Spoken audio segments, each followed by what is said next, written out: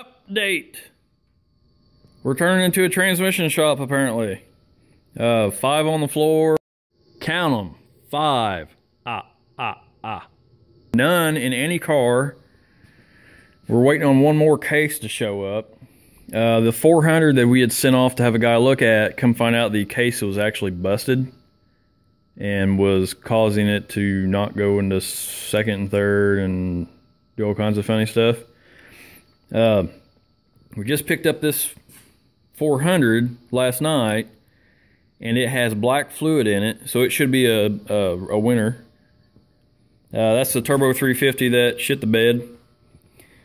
This is a 4L80 for Bill Gates, and it looks like it had been rebuilt at some time.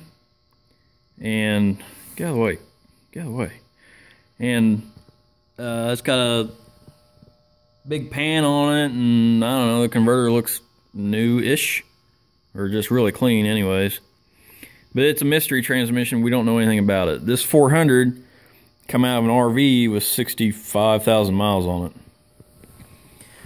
it.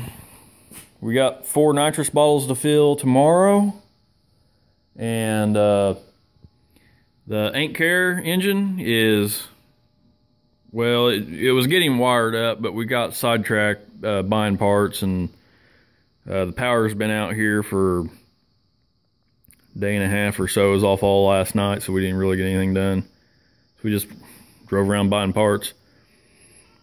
That's about all I can tell you right this moment. The plan is tomorrow, after I get these bottles filled, I'm going to change the front rear seal, the pan gasket and filter, try to get all the black fluid out of it, put new fluid in it, make sure it's shoved up in the car. I gotta do something about this yoke. I was hoping somebody would tell me what the deal is with this yoke. This is a bolt-on yoke, and I'm hoping that a slip yoke will work. And I was told that the long yokes with the 2-inch counterbore will work, but I need to figure that out like tonight or tomorrow morning anyways. And so anyways, this car is sitting here waiting. Hopefully Saturday night, if we don't have any problems, hopefully this car will be making another test pass, or Sunday or whatever. And hopefully, if we get this thing out, we'll start on Bill Gates. I can wire this engine up in a hurry and get that transmission stabbed up behind it. I had to order a different flex plate with a spacer and the bolts, and all the LS guys know what I'm talking about. So we're getting there. I don't know. We're still trying to make it to the dyno March 10th. Today is March 1st or 2nd. I don't even know what date it is. So our big holdup will be the drive shaft. We're thinking that maybe we don't have a drive shaft long enough to do this with the 400. So our closest drive shaft shop is, I hate to say it, but they're just really slow. You don't know if you're going to get your drive shaft back within the month. And then there's another place in Evansville that we haven't tried, and I'm hoping that if we do have a drive shaft problem, that we'll be able to get it figured out within a couple days. The bad thing is making time to be able to drive to all these places and get all this work done.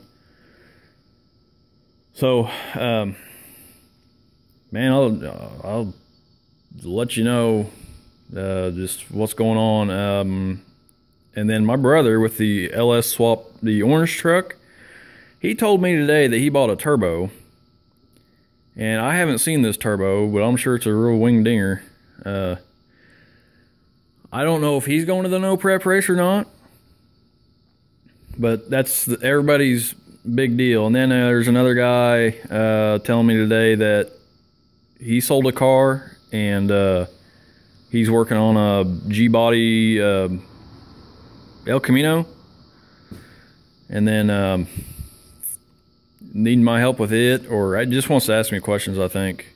And then, gosh, I don't know who else. Nick Baker was wanting a little bit of advice, but I haven't heard from him, so I'm hoping that he's swapped over to a Chevy motor and now he's got all his problems fixed. I don't know. We'll see.